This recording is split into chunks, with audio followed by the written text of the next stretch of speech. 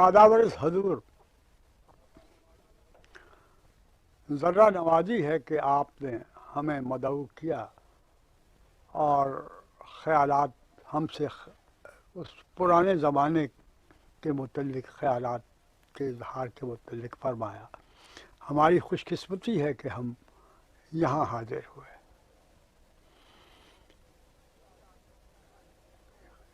یہ عاجز بندہ اس وقت 80 کے پیٹے میں ہے، تو اس عرصے میں ہم نے زندگی کے نامعلوم کتنے نشیب و فراز دیکھے اور کیا کیا کچھ دیکھا۔ اس وقت موضوع سخن صرف موسیقی ہے، تو اس کے متعلق میں ایک واقعہ بیان کرتا ہوں۔ پیشتر اس کے کہ میں گوہر جان کے متعلق کچھ کہوں، بے باجے کے طور پر میں چند کلمات عرض کرتا ہوں۔ علامہ نیاز فتح پوری، جن کا انتقال کراچی میں ہوا، بڑے صغیر کے بے مثال ادیبوں میں سے تھے، اور پھر وہ ریسرچ اسکالر بھی تھے اور جانے کیا کیا تھے۔ انہوں نے اپنی سوانح حیات میں یوں لکھا ہے کہ میری تمام و کمال تربیت لکھنؤ کی اس چوہدرائن کے گھر میں ہوئی، جس کا مکان چوک بازار میں اس جگہ واقع تھا جہاں اب حنا منزل ہے، یعنی اصغر علی محمد علی کے عطر خانہ کی دکان۔ فرماتے ہیں کہ اس چودھرائن کا گھر ایک دربار کی صورت ہوتا تھا۔ وہاں لکھنؤ اور گرد کے رؤسا، ان کے بیٹے اور بیٹیاں جمع ہوتے، لکھنوی تہذیب، ضلع جگت اور حتیٰ کہ جو بھی شرافت اس زمانے کی تھی، اس کے تمام اطوار وہاں سکھلائے جاتے تھے۔ تو وہ فرماتے ہیں کہ اب خیال فرمائیے، میں بھی اس اسکول میں پڑھتا تھا، تو حضور آپ کے آس فرمائیں کہ میری کتنی رگیں ٹوٹتی ہوں گی اور کتنی جڑتی ہوں گی۔ تو یہ اس زمانے کے معاشرے کا ایک چھوٹا سا منظر ہے۔ تو ایسے میں حضور راگ و رنگ کی کیا کیفیت ہوتی ہوگی۔ وہ فاروق البالی کا زمانہ تھا، سستا پن تھا، رئیس جو تھے ان کے پاس زمینیں ہوتی تھی، اپنے اپنے محلات ہوتے تھے۔ تو ایسے میں تو حضور راگ کی ضرورت ہوا ہی کرتی ہے۔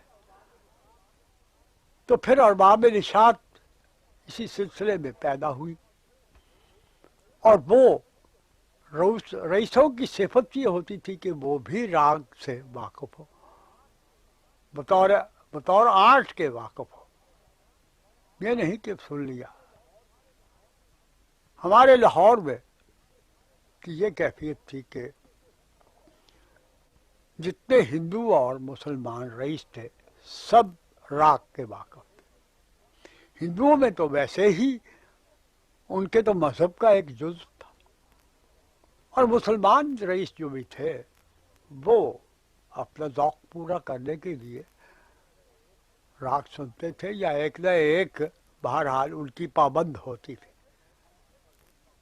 تو ایسے میں فن کی پرورش ہوتی رہتی تھی۔ تو حضور اب یہ تو اس زمانے کی بات ہو گئی، تو میں وہ خوش قسمت اپنے آپ کو سمجھتا ہوں جس نے زہرہ آگرے والی کو بھی دیکھا، گوہر جان کو بھی دیکھا، اور اچھن ممبئی والی کو بھی دیکھا۔ اس زمن میں زہرہ کی بات چھوٹی سی کرتا ہوں کہ وہ ہمارے لاہور کے رئیس سے رائے بہادر رام سر انداز، ان کے بیٹے کی رسم جنو تھی تو وہ آئے.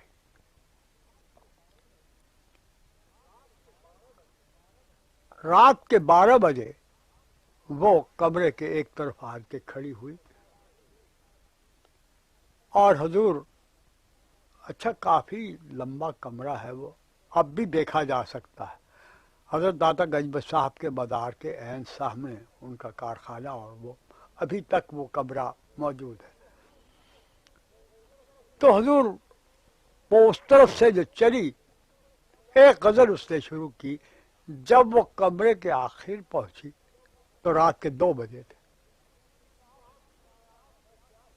تو آپ ذرا قیاس تو کیجیے کہ فن کی کیا کیا شاخیں اس نے پیش کی ہوں گی.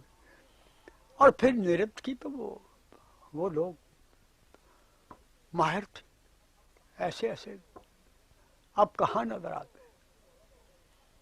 یہ تو زہرہ کا میں نے ضمن ذکر کیا. اب اصل موضوع اس وقت گوہر جان ہے. سن 1912 میں وہ لاہور پہلی مرتبہ ہے. اس کے ذہن رسا کی یہ کیفیت کہ ہندوستان کی جتنی مشہور زبانیں ہیں اس پہ وہ حاوی تھی. ان کے راگوں پہ حاوی تھی اور ان کے ڈانس میں ہر انداز کا وہ ڈانس کرتی تھی. مثال کے طور پر میں ایک راگ کی بات کرتا ہوں. سن 1906 میں الہ آباد میں نمائش ہوئی پہلی. بہت شاندار نمائش تھی. راجگان اور نوابین اور تو اس نے یہ وہاں گانا شروع کیا. اچھی اچھی ٹھمریاں سنائیں اس نے. تو وہاں پنجابی بھی بیٹھے ہوئے تھے لاہور کے بھی پا ماجے اور ساجے. انہوں نے اپنے انداز کے مطابق کہا گور جان کوئی پنجابی تو سنا. اسے کہا لیجیے. تو حضور اس نے بول دو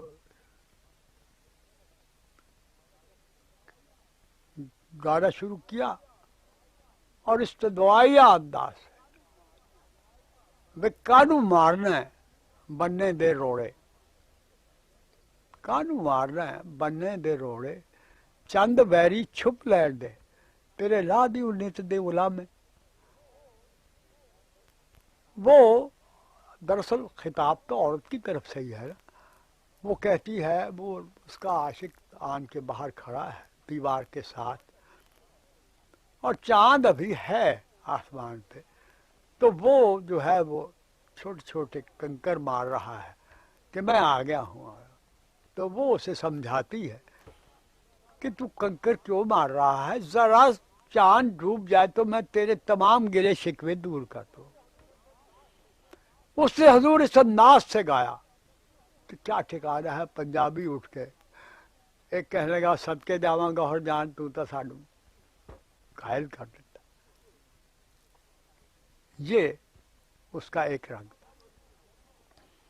تو اب حضور وہ بریڈلا ہال لاہور میں اس کے گانے کا انتظام تھا. وہی اس زمانے میں سب سے بڑا ہال تھا.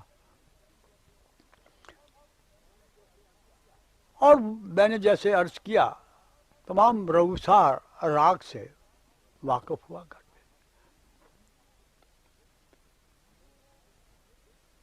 ہندو سکھ ہمارے ساتھ اردو اور فارسی پڑھا کرتے تھے اور کشمیری پنڈت تو بولتے ہی فارسی تھے. اور پھر راگ ان کا جزو مذہب تھا. تو اب ایسے ایسے سامعین ہوں تو گانے والی کو بھی تو چوکس رہنا پڑتا. چنانچہ گوہر پورے 9 بجے اسے جو پردہ تھا ریشمی وہ اسٹیج پر سے کھینچا گیا اور ہم کیا دیکھتے ہیں کہ وہ کونے میں کھڑی. حضور وہ کوئی ایسی حسینہ تو نہ تھی کہ ہم جیسے دل دے بیٹھتے، لیکن زیورات اور اس کا روب حسن ایسا تھا کہ سب حیران تھے. اور پھر ہیرو سے لدی تھی، سر پہ چھوٹا سا ہیروں کا ٹیارہ رکھا تھا اسے، ساڑی کے پلو پہ سب چھوٹے چھوٹے ہیرے ہی تھے، کانوں سے مگر لٹک رہے تھے، اور ایک گلے میں ہار تھا وہ بھی ہیروں کا تھا، اور انگشتریاں تو پھر کیا ٹھکانا. خیر خلقت نے چیرس دیے، وہ جھکی اور جھکی رہی، آخر اٹھی. نواب محمد علی خان قزلباش لاہور کے رئیس ہوتے تھے، ان سے پوچھا کہ اجازت ہے؟ انہوں نے کہا بے فرمائے. چنانچہ حضور اس نے، اب اس کے سازندے بھی کھڑے ہیں اور وہ آپ بھی کھڑی ہے، پاؤں میں گھنگرو ہے. تو پہلے تو اس نے اس زمانے کے رواج کے مطابق بہت اونچی چیز گائی جو ہماری فہم سے بالا تھی. اس کے بعد اس نے حضور نعت شروع کی. اس نے دیکھا کہ مسلمان زیادہ ہے، نعت چل دیکھ سکی لولاک لمحہ یثرب کا پیارا سامریا. حضور یہ گاتے ہوئے کبھی وہ ادھر جائے کبھی وہ ادھر آئے، ایک مصرع ایک شعر پڑھا، دوسرا شعر پڑھا، اور ادائیگی میں وہ نقطے نکالے، کیا ٹھکانا ہے صاحب کیا. تیسرے شعر میں حضور اس نے اب جو پڑھا تو پڑھتے پڑھتے حضور اس نے کھڑے ہو کے ہاتھ یوں کیے اونچا، سب خلقت کھڑی ہو گئی، ہپنوٹائز ہو گئے. جب تک اس کی تان جاری رہی تب تک تو خلقت کھڑی رہی اور اس کا ہاتھ یوں رہا. جب تان ختم ہوئی تو اس نے ہاتھ نیچا کیا تو خلقت بیٹھی. یہ تو ایک بات. اب چیز اس نے دوسری شروع کی، کھماچ کی ٹھمری، اور وہ مشہور ٹھمری ہے، ریکارڈ میں ہیں. تو وہ کھماچ کی ٹھپری ہے کہ چھب دکھلا جا بانکے رے سمریا دھیان لاگے موہ تورا. تو حضور پہلا مصرع بھی ادا کیا، دھیان لاگے موہ تورا کی ادائیگی میں اس نے 5 منٹ لگایا کہ کس کس انداز سے دھیان لاگے، وہ نقشہ پیش کر دیا. اور پھر بانکے چتون نینا رسیلے، اب چتون کی وہ نرت اور وہ بتاوا. اور جب اس نے یہ کہا 4 چرت متوالی رے تو دیوانی سی وہ ہو گئے، جوش میں آ گئے. تو حضور اس طرف بھی گئی اور اس واپس آئی، اور جو اس نے یوز کر کے گھنگرو ہلائے تو خلقت بےتاب ہو گئی، اور حضور جس کے پاس جو کچھ تھا اپنے جیبیں اڑپتی. اور اتفاق حسنہ سے 2 سکھ بھی بیٹھے ہوئے تھے، انہوں نے اپنا صافہ کہتے پھینک دی. یہ سکھوں کی یعنی انتہائی محبت کا اظہار ہے. یہ کیفیت ہم نے صاحب دیکھی. اب اس کے بعد وہاں کابل کے جو آخری وہ امیر صاحب تھے، ان کے کوئی عزیزوں میں سے امرتسر رہا کرتے تھے عنایت اللہ خان. تو انہوں نے کہا گوھر جان یک ذرا پشتو. تو اس نے کہا لیجیے تو اب حضور اس نے پشتو کا گانا شروع. وہاں کئی اور پٹھان بھی تھے اور پشتو سارے ہی جانتے تھے. فارسی اور پشتو تو سکھ بھی ہندو بھی جانتے تھے. تو اس نے اس انداز سے جھبر ڈالا, اس کی باہیں پچھلی طرف زمین کے قریب قریب اس انداز سے گائی کہ وہ پٹھان جو تھے وہ کھڑے ہو گئے اور کہہ گئے لوشے گار جالو قربان شبم. عنایت اللہ خان کہنے لگے او گہر جان قربان شبم نام افغانہ روشن کر دی. یہ کیفیت یہاں تک تو حضور دسری معاملہ ہو گیا جو آپ سے بیان کر دیا. اب اجازت ہو تو میں وہ راگ بھی پیش کر دوں. مگر اب بات یوں ہے حضور کہ میں 80 سال کا ہوں اور دانتوں کی بھی تکلیف, تو اب میں کیا, اب تو میں حضور کا تعمیر حکم کر رہا ہوں, ورنہ اور پھر ان کے سامنے ظفر صاحب کے سامنے گانا تو پھر ایک بے ادبی ہے.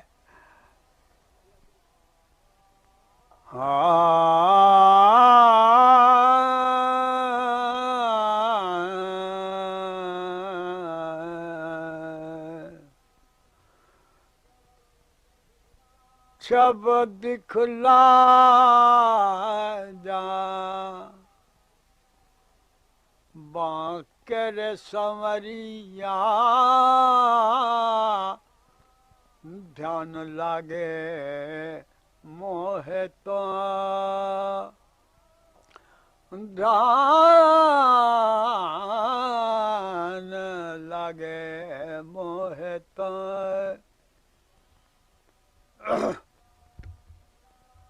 دھیان لگے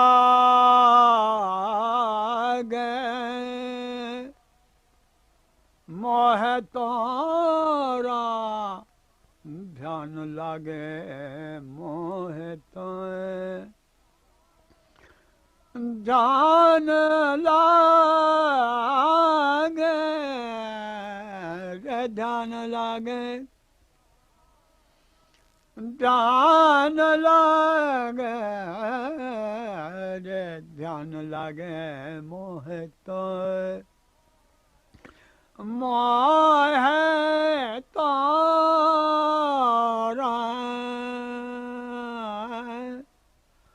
آئے تارا عرض تارا رے دھیان لگے موہ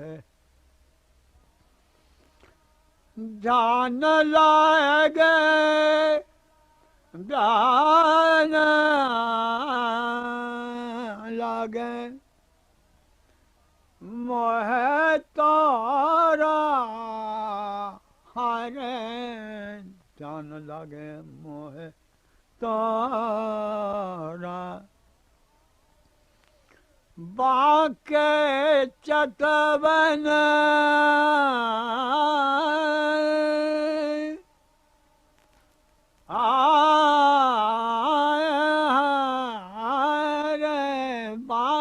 چتون چتون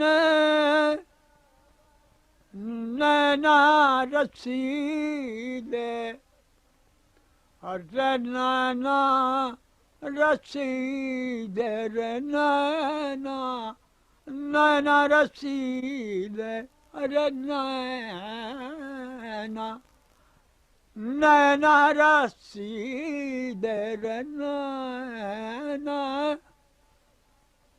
نینا رسیدے چال چلت متوالی ہر چال چلت چال چلت متوالی جے چال چلت ارے متوالی کیا کروں کت جاموں ری سکھیا نہیں مانے جیا مورا نہیں نہیں مانے اجے نہیں مانے رے نہیں مانے ارے نہیں مانے جیا جیا مورا رے نہیں نہیں مانے رے نہیں نہیں مانے جیا مورا.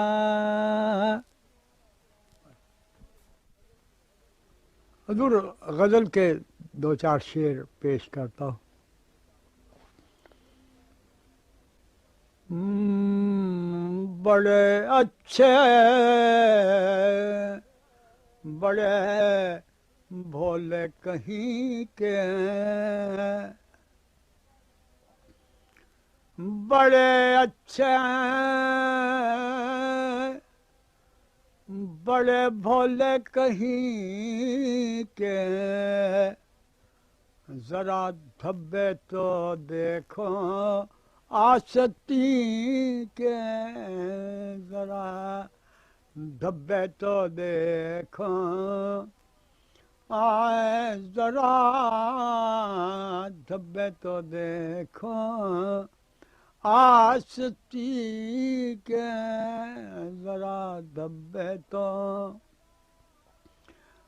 چلو پابند ہی رہنا نہیں کہ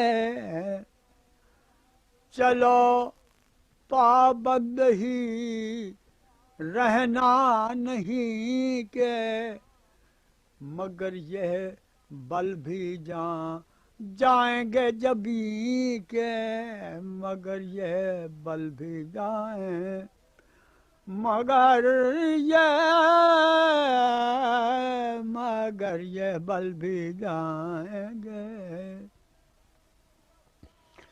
میں پھر افسانہ غم چھیڑتا ہوں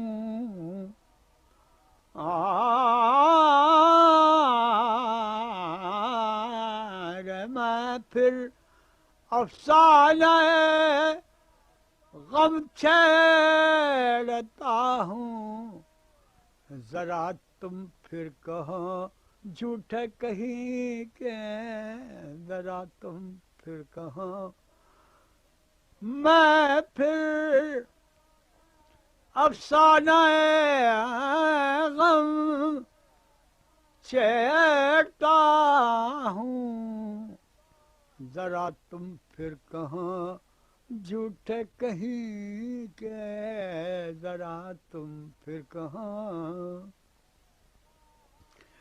میرے دامن میں موتی بھر دیے ہیں میرے دامن میں موتی بھر دیے ہیں سلیقے دیکھیے چشم حضی کے سلیقے دیکھیے چشم حضی کے سلیقے دیکھیے یہ شان دلربائی اللہ اللہ یہ شان دلربائی اللہ اللہ زباں پر ہاں مگر تیور نہیں کہ زباں پر ہاں مگر تیور نہیں کہ ذرا دھبے تو دیکھو آستی کے